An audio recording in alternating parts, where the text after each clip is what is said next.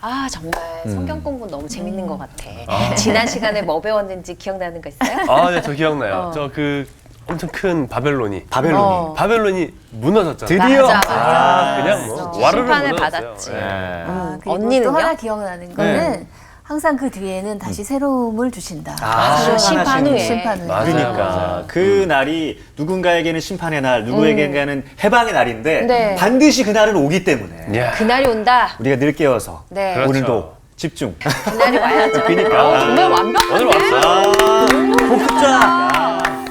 최고. 안녕하세요. 안녕하세요. 안녕하세요, 선생님. 안녕하세요. 네. 잘 지냈어요? 네. 고맙습니다. 그날이 오면 그 얘기하고 있었어요. 네. 네. 여러분에게 그날은 어느 날이에요? 대출이자 다 갚는다. 굉장히 현실적이네요. 정말 그날 기다리겠네. 그날 엄청 기다립니다. 오겠죠? 아멘. 와야 됩니다. 네. 또 그날이 뭐 어떤 날을 좀 기다리고 있어요? 저는 둘째가 유치원 가는 날을 기다리고 있습니다. 그래야 이제 아내랑 좀 데이트를 오전에. 사랑꾼이야. 정말 너무 오래됐어요. 사랑이 많은 것 같아. 이야, 아내가 보거든요. 여보 보고 있지? 머리가 좋군요. 그 발라드 가수 아니라고 할까봐. 그러니까. 맞아. 저 발라드 가수. 늘 까먹습니다. 네.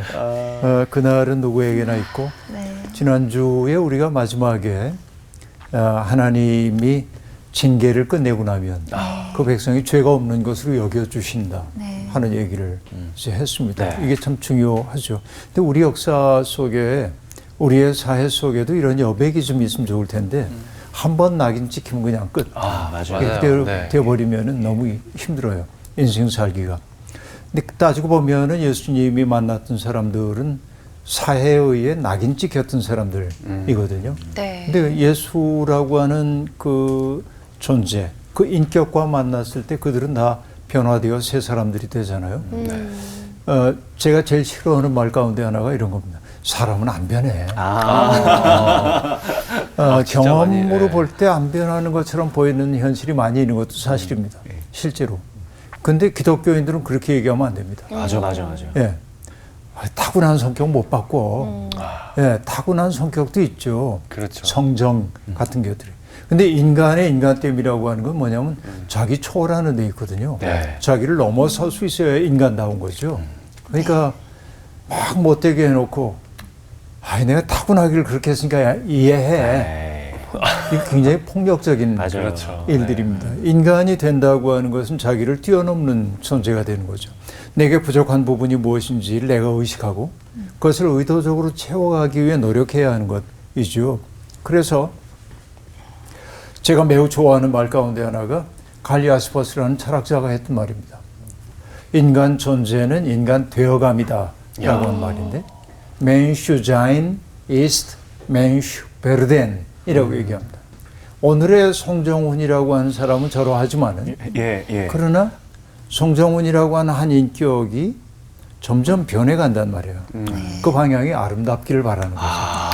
아름답고 깊어지고 맑아지고 이런 품이 넓어지고 이 방향으로 변화가 일어나야죠. 잘못된 방향으로 갈 수 있습니다. 완고하고 고집스럽고 자기만 알고 그렇게 변화될 수 있죠. 사람들이. 두 길이 우리 앞에 있어요. 인간은 변화되어 가야만 합니다. 특별히 믿음 생활을 하고 있는 사람들은 본성이 그런 거 어떻게 이런 소리 하면 안 돼요. 신앙이란 그 본성을 넘어서기 위해서 우리가 갖는 거예요. 끝없이 내 마음을 하나님의 마음이라고 하는 그 기준음에 맞춰서 내 마음을 조율해가는 과정이란 말이에요. 예수 그리스도가 사람들을 대했던 방식, 예수 그리스도께서 말씀하셨던 방식, 이 방식에 따라서 내 삶의 방식을 바꿔나가야 돼요. 그래서 예수 믿는 사람들은 거칠지 않았으면 좋겠어요. 거칠고 배타적이고 폭력적이고 그렇죠. 예수 믿는 사람 그러면 안 된다.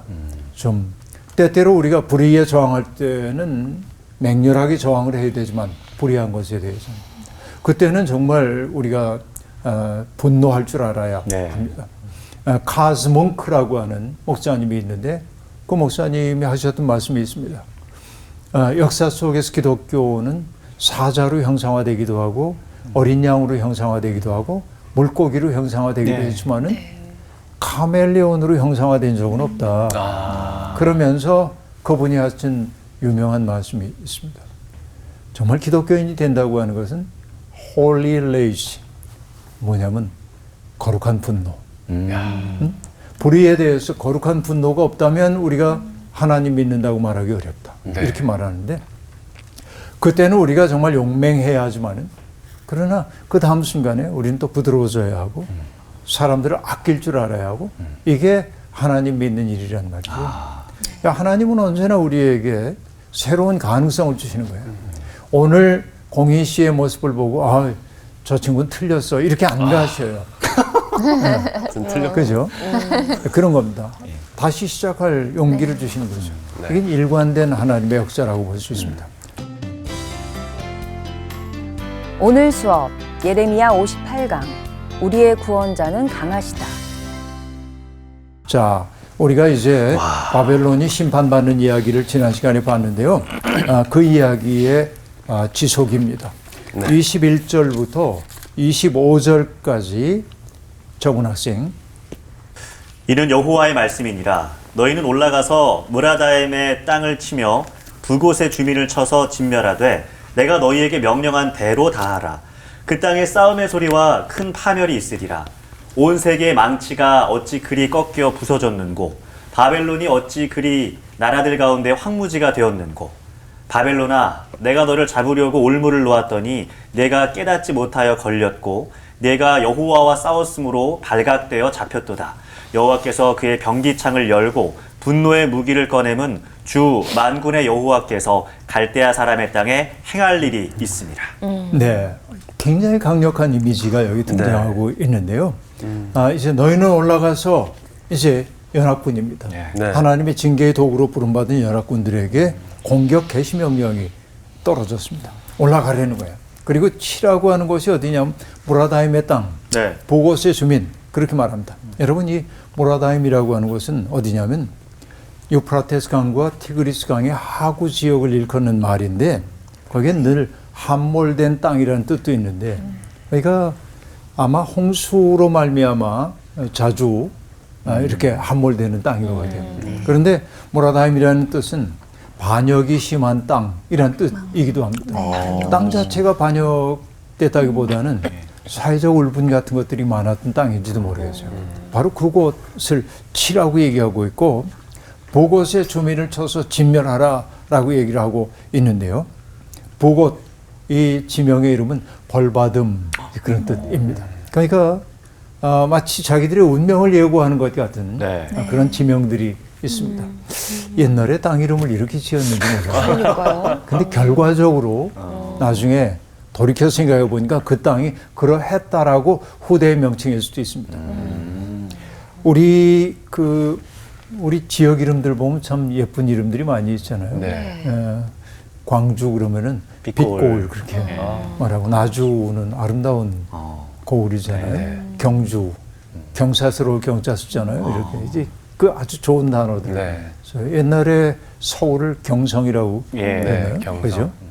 굉장히 좋은 이름들을 이렇게 쓴단 말이에요. 근데 우리가 자식들 이름을 지을 때도 좋은 뜻을 담잖아요. 네. 그렇죠. 이놈 빌어먹을 놈이라. 이렇게 안 한다 이거야. 아이들. 그렇죠. 그게 정말 이름 정말 이상하게 짓는 무책임한 부모들이 있긴 있지만 네. 대개는 뭐냐면 내 아이만큼은 최고의 이름을 지어주고 싶어요. 고민하고 막. 그 이름이 이 아이의 운명이 되기를 바라고. 그래서 따지고 보면 여러분 그런 뜻을 생각해 보면 자기 이름값만 하고 살면 돼. 인생이라는 게. 정훈 씨는 무슨 뜻이에요? 저는 발을정의 공훈. 바르게 공을 세우며 살아라. 이름대로 살고 있네요. 이름대로 살고 계시네요. 예. 나온 씨 이름도 여러 번 우리 얘기한 적이 있는데 또 한번 얘기해 줘 보세요. 네, 기쁨이요. 네. 기쁨. 그렇게 누군가의 기쁨이 되는 네, 삶. 그렇게 살았으면. 일화 씨는 저는 누나는 한떨기 꽃? 완성했고. 와. 이름대로 안 돼서 어떡하지? 이름이네요. 이름이네요. 맞아. 공인 씨는요? 저는 이제 본명이 공성표인데요. 이룰성자의 빠를 표자. 성표? 네. 빨리 이룬다라는 뭐 뜻이 있는데, 네, 그렇습니다. 자, 다들 이름값들을 하기를 바랍니다. 이렇게. 그런데 어쨌든 여러분 여기에 북어 주민을 쳐서 진멸하라 이런 말들이 나온단 말이에요. 진멸이라는 단어가 성경에서 가장 해석하기 어려운 단어 가운데 하나입니다. 왜냐하면 우리의 도덕 감정을 거스르기 때문에 그렇습니다. 적이라고 해서 무자비하게 없애버려야 하는가? 늘 이 딜레마 속에 있습니다. 근데 고대 세계예요. 이 명령은 오늘의 윤리가 아닙니다. 고대 윤리입니다. 전쟁에서 얻은 것은 무엇이나 다 하나님께 속했다고 여겨졌고 그 때문에 일상생활에 사용하면 안 돼요. 네. 그리고 아예 없애버리려는 거예요. 그러니까 이 진멸하라고 하는 말은 이 전쟁이 강자들의 패권 전쟁이 아니라 하나님의 심판의 수행임을 나타내는 단어이기도 합니다. 어쨌든 모라다임 거기를 치라고 얘기하고 북옷을 쳐서 진멸하라고 얘기합니다. 야. 그리고 그 땅에서 전쟁의 큰 소리가 들려옵니다. 큰 파괴의 소리가 들려와요. 그리고 탄식하는 소리가 들려옵니다.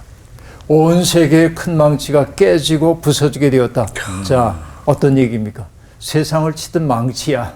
네. 이게 바벨론이 네. 망치처럼 세상을 쳤어요. 그런데 그 세상을 치던 망치가 스스로 깨져버리고 말았다는 겁니다. 아이고.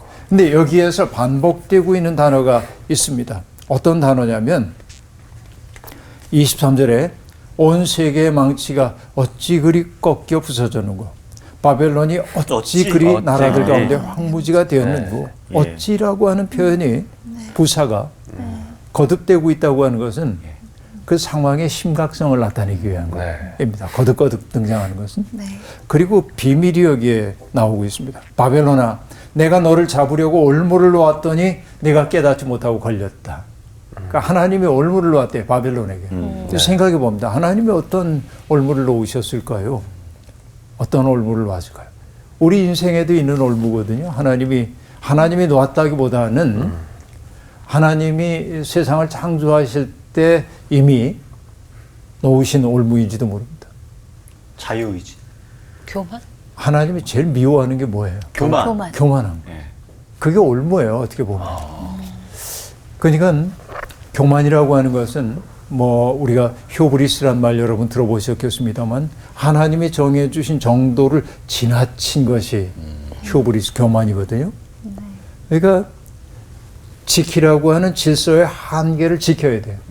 그러니까 하나님이 아담과 하와에게도 하지 말라는 거 있었잖아요. 예. 그것만 안 하면 됩니다. 네. 근데 그걸 넘어선 게 문제였잖아요. 네. 그것처럼 하나님이 올무를 놓았다기보다는 하나님이 세상을 창조하실 때 이미 한계를 정해 주셨어요. 마치 바다의 한계를 뭘 가지고 만들었다고요? 모래를 가지고 바다의 한계를 삼으셨어요. 네. 여기 넘지 마. 이런 거죠. 우리도 넘지 마라의 선들이 있단 말이에요. 네. 근데 항상 죄라고 하는 것은 뭐냐면 과도함과 관련이 됩니다. 넘어서는 거예요. 넘어도 돼, 막 이러죠. 그러니까 넘어서게 되면 어떻게 되냐면 지금은 굉장히 우뚝한 것처럼 보이지만 반드시 내려가도록 되어 있다. 그래서 진리라고 하는 것을 노자는 뭐라고 하냐면 반자도지동이란 말을 쓰고 있는데 돌아가는 것이 도의 움직임이다. 올라간 건 망하도록 되어 있다. 그래서 노자에 등장하는 말 가운데 이제 기자 분리비요 과자 불행이라 이런 말이 있어요. 기자라고 하는 건 뭐냐면 발 뒤꿈치를 들고 예. 걷는 자는 오래 서 있을 수가 없어. 발 뒤꿈치 들면. 네. 그렇잖아요. 예. 이게 우리 경험이죠. 과자 이렇게 가랭이를 널리 벌려가지고 걷는 사람은 멀리 갈 수가 없다는 거예요. 오히려 과도한 것입니다. 이런 것들. 네. 그래서 그가 했던 말 가운데 하나가 뭐냐면은 모든 사물은 강장할수록 일찍 늦는다. 물장증로 그렇게 말합니다. 웃자라는 거예요. 그럼 반드시 쇠퇴하도록 되어 있다. 그러니까 너무 빨리 자라는 것을 뭐라고 하냐면은 도답지 못하다고 얘기하는 거고 도답지 못하면은 결국 길답지 못하면 일찍 끝난다라는 얘기입니다. 역사 속의 모든 제국들은 다 무너졌습니다. 예. 그 제국들에 의해 어려움을 겪었던 이스라엘은 나라 없이 2000년을 떠돌기도 했지만 지금도 전속하고 있습니다. 가장 강력한 제국을 세웠기 때문이 아니라 하나님의 가르침을 늘 품고 있었기 때문에 그렇습니다. 강한 건 다 망했어요. 모든 제국. 여러분 역사 속에서 세워졌던 강렬한 제국들 보세요. 몽골 제국도 그렇죠. 네. 그리스 로마도 그렇죠. 그렇죠. 그 중국의 제국들도 그렇죠. 또 페르시아도 우리가 페르시아도 그렇죠. 뭐 바벨론도 그렇죠. 아시리아도 그렇죠. 뭐 다 그래요. 또 오스만 투르크 그 제국들도 그렇고 자르 체제의 러시아도 그렇고 네. 모든 제국은 다 무너졌다. 네. 다 끝난다. 왜 그럽니까? 과도하기 때문에 그럽니다. 이게 뭐냐면 하나님이 놓으신 올무. 여기에 걸린 거예요. 그러니까 이런 이야기들을 우리가 역사를 공부해야 하는 까닭은 뭐냐면 과거에 어떤 일이 벌어졌어 이것을 기억하기 위한 것이라기보단 과거의 기억을 바탕 삼아서 오늘을 어떻게 살 건지 우리가 미래의 비전을 어떻게 가져야 하는지를 알아차리기 위해 공부하는 거죠. 역사가 과거의 일을 우리에게 전해준다고 한다면 이 역사의 이야기, 내러티브라고 하는 것은 어떻게 살 것인지에 대한 얘기란 말이에요. 네. 그러니까 지금 우리가 이 바벨론에 대한 이야기를 듣는 게 과거의 바벨론이 그래서 하는 얘기를 하기 위함이 아니라 그 얘기를 통해 오늘 나는 과도함이 없는가. 이런 것들을 돌아봐야 한단 말이죠. 그런 얘기입니다. 그러니까 결국 바벨론은 그 과도함과 오만함을 통해서 여호와를 거슬렀어요. 그러니까 하나님이 창조하신 사람을 도구화하고 하나님이 창조하신 사람을 수단으로 만들고 폭력을 행사하고 그것은 그에게 가해진 폭력이지만 하나님은 그것을 당신을 향한 도전으로 받아들이신다. 이 얘기입니다. 네. 그렇기 때문에 하나님은 그들의 때가 이르렀다고 보고 무기 창고를 열고 분노의 무기를 꺼내 놓으십니다. 그래서 세상을 치던 망치가 오히려 깨지는 그 상황을 만드셨다 하는 얘기입니다. 전쟁이 얼마나 급박하게 돌아가는지 26절부터 32절까지 네. 먼 곳에 있는 너희는 와서 그를 치고 그의 곡간을 열고 그것을 곡식 더미처럼 쌓아 올려라. 그를 진멸하고 남기지 말라. 그의 황소를 다 죽이라. 그를 도살하려 내려보내라. 그들에게 화 있도다. 그들의 날 그 벌 받는 때가 이르렀음이로다. 바벨론 땅에서 도피한 자의 소리여 시온에서 우리 하나님 여호와의 보복하시는 것 그의 성전에 보복하시는 것을 선포하는 소리로다. 활 쏘는 자를 바벨론에 소집하라. 활을 당기는 자여 그 사면으로 진을 쳐서 피하는 자가 없게 하라. 그가 일한 대로 갚고 그가 행한 대로 그에게 갚으라. 그가 이스라엘의 거룩한 자 여호와를 향하여 교만하였음이라. 그러므로 그날에 장정들이 그 거리에 엎드러지겠고 군사들이 멸절되리라. 여호와의 말씀이니라. 주 여호와의 말씀이니라. 주 만군의 여호와의 말씀이니라. 교만한 자여 보라. 내가 너를 대적하리니 너의 날 곧 내가 너를 벌할 때가 이르렀음이라. 교만한 자가 걸려 넘어지겠고 그를 일으킬 자가 없을 것이며 내가 그의 성읍에서 불을 지르리니 그의 주위에 있는 것을 다 삼키리라. 네. 여기 보면 급박한 전쟁 상황이 묘사되고 있습니다. 26절에 등장하고 있는 굉장히 다양한 동사가 있어요. 네. 어떤 동사냐면은 와라, 오라 하는 거, 치라, 곡간을 열어라, 네. 쌓아 올려라, 올려라. 진멸하라, 남기지 말라. 여러분 이게 우리가 이제 문장을 얘기할 때 인간이 사용하고 있는 언어들 가운데 여러분 이제 동물들도 의사소통을 하잖아요. 네.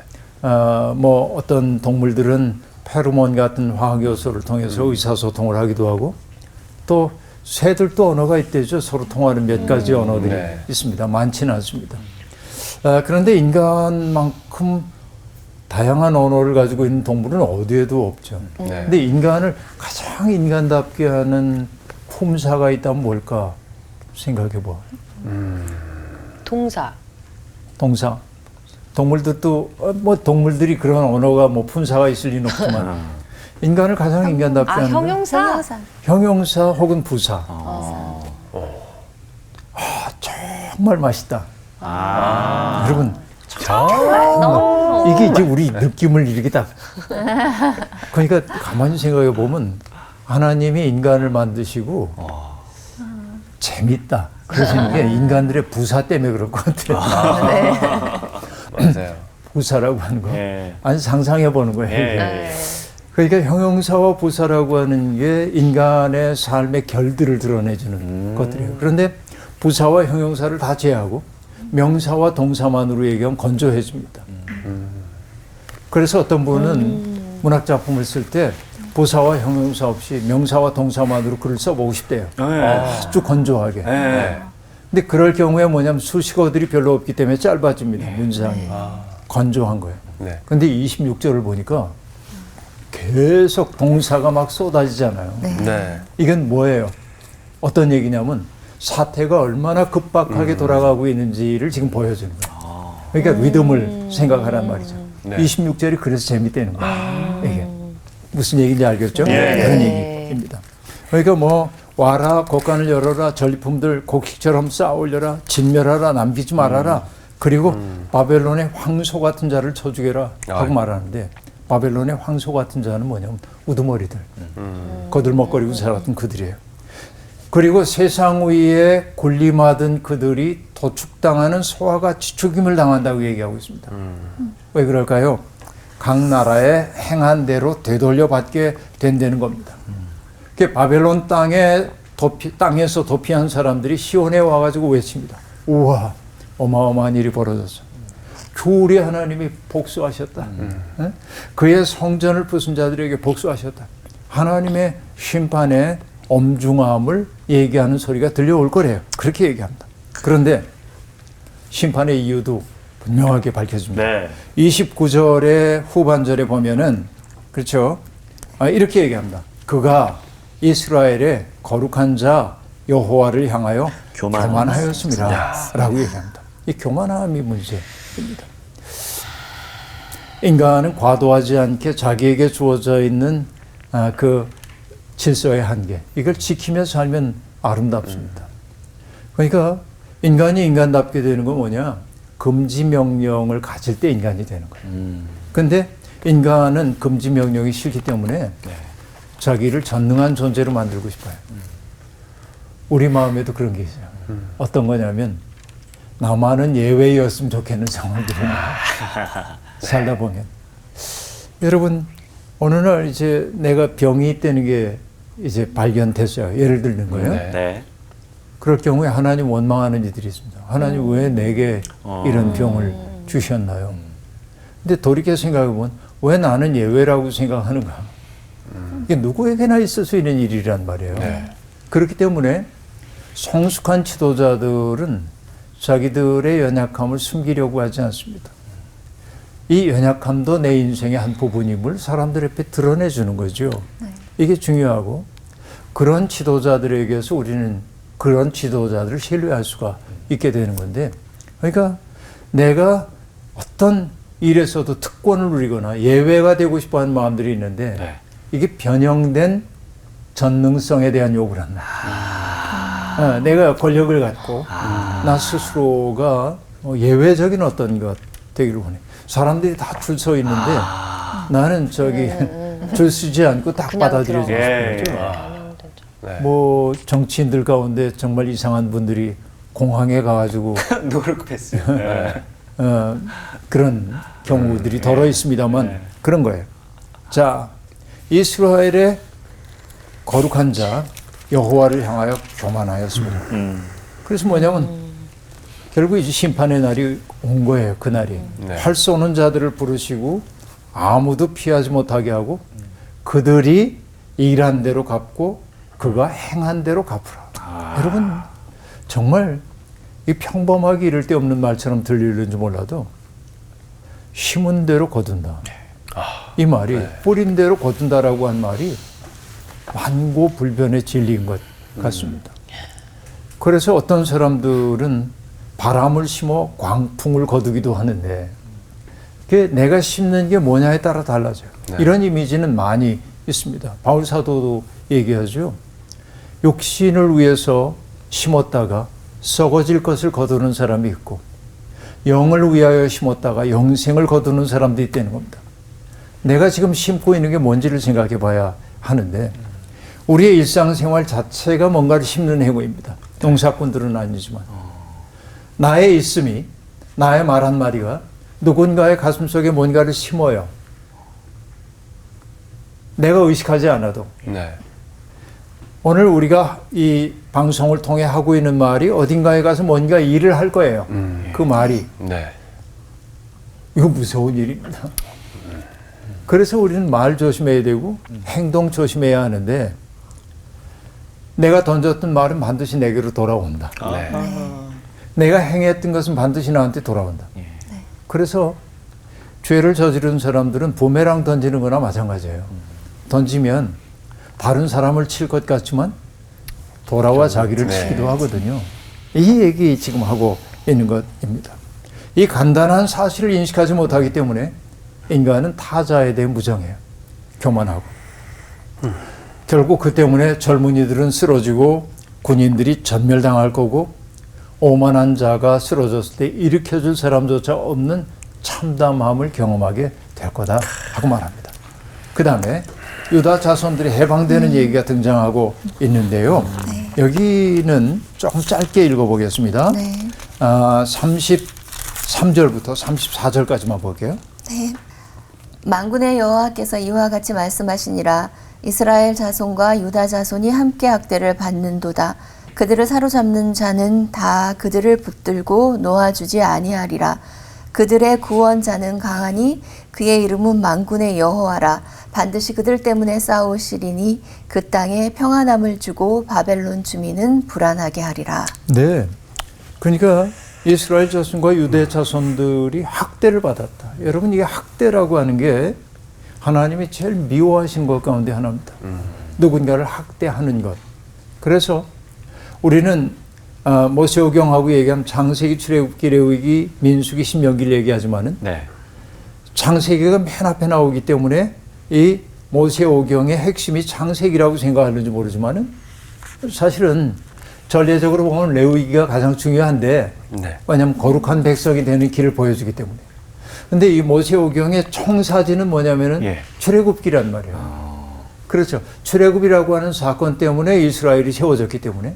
그러니까 가장 거룩한 사람으로 사는 게 뭔지를 보여주는 레위기가 중심에 놓이고 그 거룩한 백성이 이루어야 할 사회의 모습이 신명기 속에 등장한단 말이에요. 이게 참 기가 막힌 구조로 돼 있어요. 예. 근데 출애굽기에서 제일 먼저 하나님이 등장하시는 게 뭐냐면 애굽에서 고통받는 사람들의 신음소리를 들으시거든요. 그리고 역사 속에 개입해 오심으로 구원하기로 작정하잖아요. 그러니까 하나님은 세상에서 벌어지는 학대에 가장 민감한 분이에요.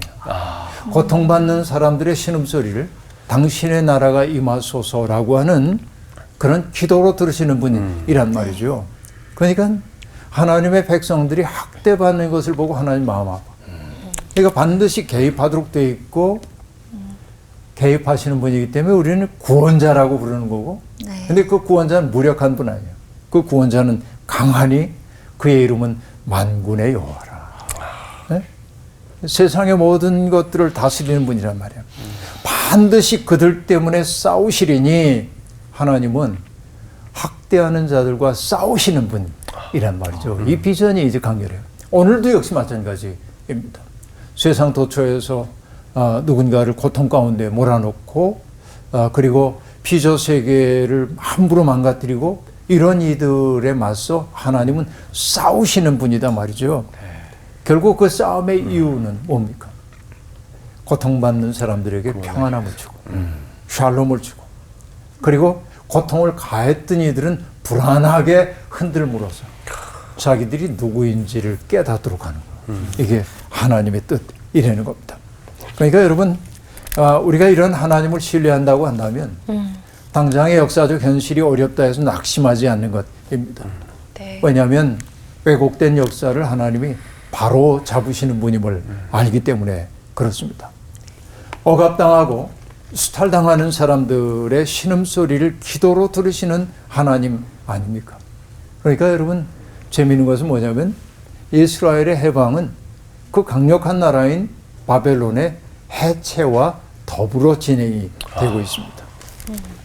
그런데 여러분 여기에서 우리가 명심해야 될 게 하나 있습니다. 자, 바벨론,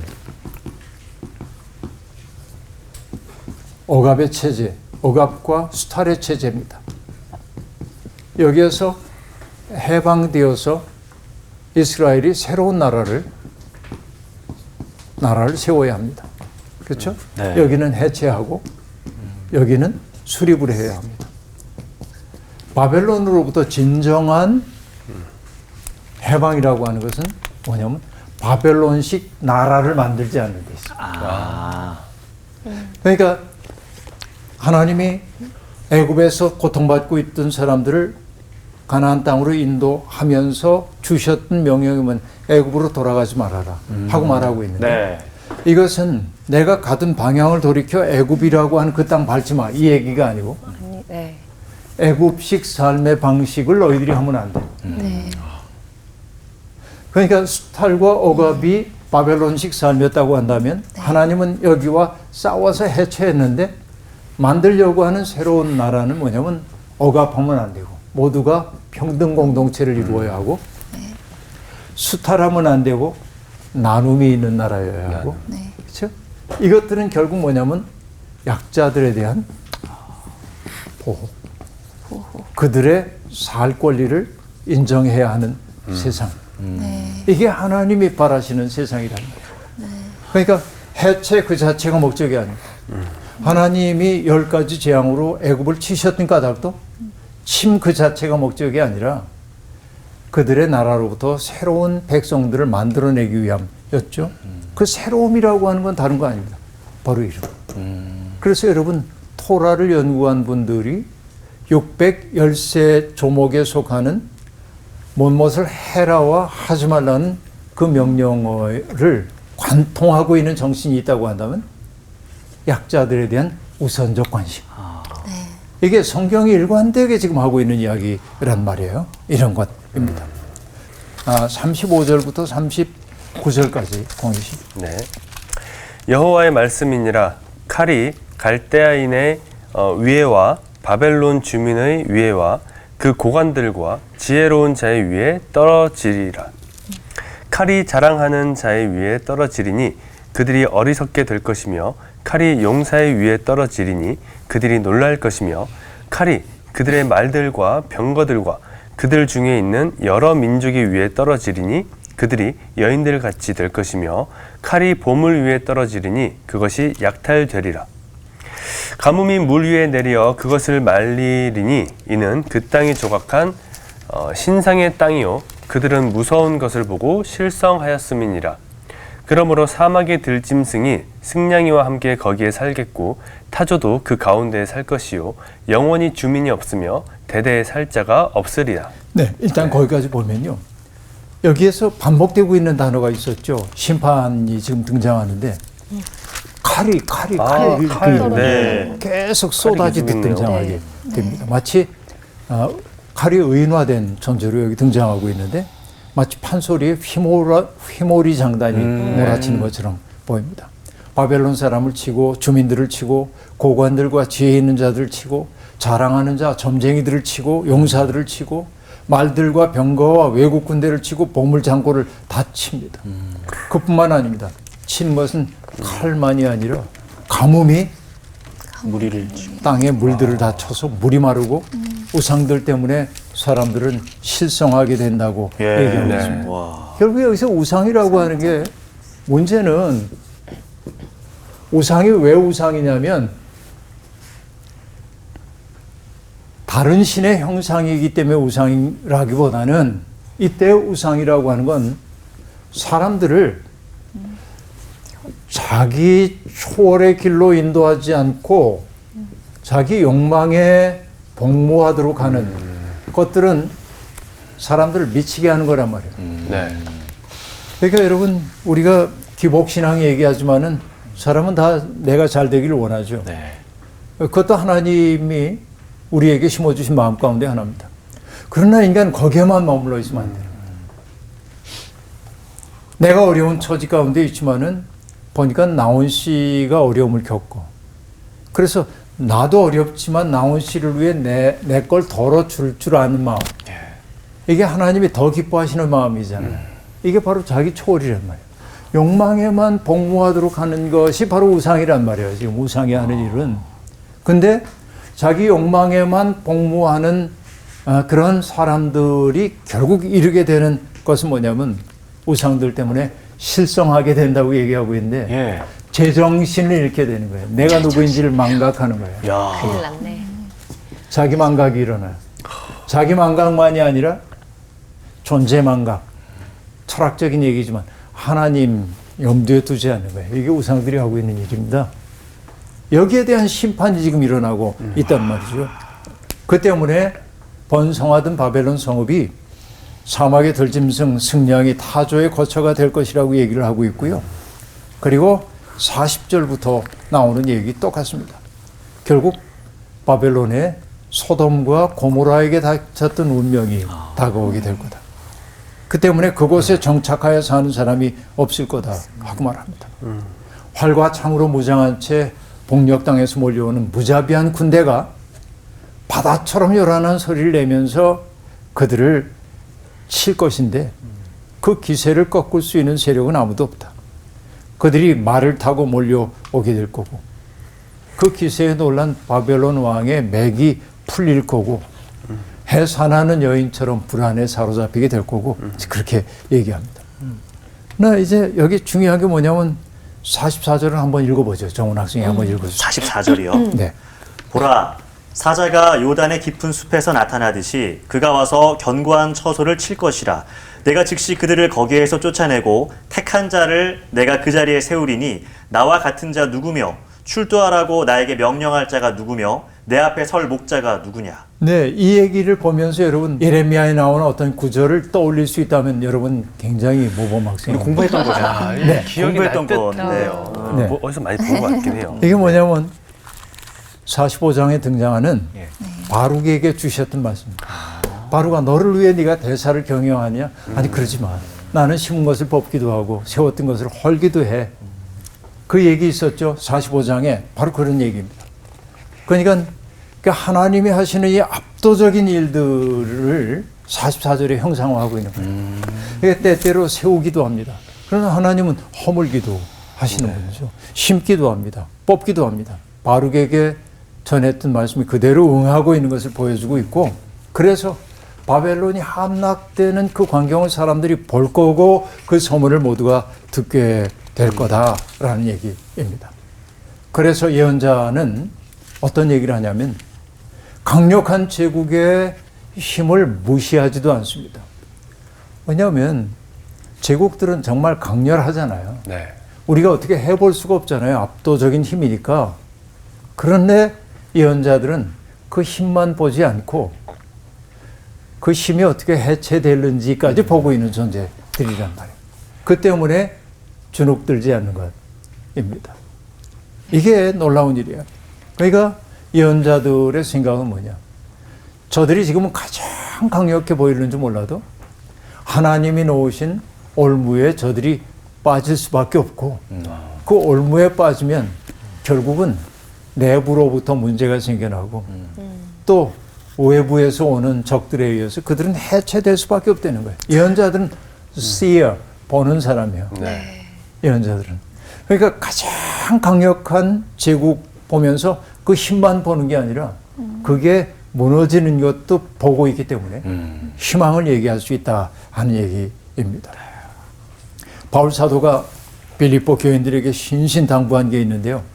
뭐라고 얘기하냐면 무슨 일이든지 대적하는 자들 때문에 두려워하지 아니하는 이 일을 너희에게서 듣고 싶다. 그 대적하는 자들이 너무 압도적인 힘을 가지고 있는 것처럼 보여도 그 속에서 주눅들지 않고 당당하게 서는 것. 그건 뭡니까? 하늘이 우리 속에 들어오면 당당한 거죠. 네. 하늘보다 큰 게 어디에 있겠어요? 예. 우리는 그 하나님의 시간과 하나님의 섭리의 세계를 믿기 때문에 그렇죠? 우리는 어떤 경우에도 주눅들지 않는 겁니다. 한계를 알지 못하는 권력은 죄 무게를 이기지 못하고 쏟아져 내리는 먹구름처럼 결국은 그렇게 망할 수밖에 없습니다. 그 때문에 우리는 우리의 현실이 제 아무리 암담하다 해도 절망 속에서 희망을 보는 사람이고, 모든 사람들이 절망의 노래를 부르고 있을 때 희망의 노래를 부를 줄 아는 사람이 되어야 합니다. 바로 이것이 하나님을 믿는다는 말의 의미일 겁니다. 여러분도 그런 노래꾼들이 되기를 바랍니다. 고맙습니다. 와, 감사합니다. 저는 이 오늘 수업 들으면서 언행의 부메랑이라는 뭐 하나의 단어를 만들어서 제 가슴에 좀 새겼어요. 네, 제가 한 행동과 말이 모두 나한테 다시 돌아온다는 게, 아, 이거 진짜 한마디 하더라도 잘해야 되겠고, 조금 더 이 언행을 좀 조심해야겠다는 생각을 했습니다. 네, 네. 저는 늘 어김없이 반복되는 약자들을 보호하고 사회 권리를 위해서 노력하는 네. 작지만 그런 배우가 됐으면 좋겠다 와. 생각을 하게 멋있네요. 됩니다. 멋있네. 저는 여기 그 교만이라는 게 하나님께서 전능자가 되고 싶은 자기의 다른 어떤 모습이라고 얘기하셨잖아요. 그게 정말 너무 무서웠어요. 되게 진짜 깨어 있어야겠다 그런 생각이 들었어요. 저도 뭐 공희 씨랑 다 비슷한데, 심은 대로 거둔다 이 말을 너무 많이 들어서 이제는 별로 이제 피부에 와닿지가 않는데 이 말이 여전히 살아있구나, 여전히 힘이 있구나, 심은 대로 거둔다. 네, 그걸 좀 이렇게 좀 곱씹게 되는 거죠. 네. 네. 좋은 거 심으러 가시죠. 그러니까요. 네. 약자들도 돕고. 네. 좋습니다. 네. 네. 가시죠. 나누러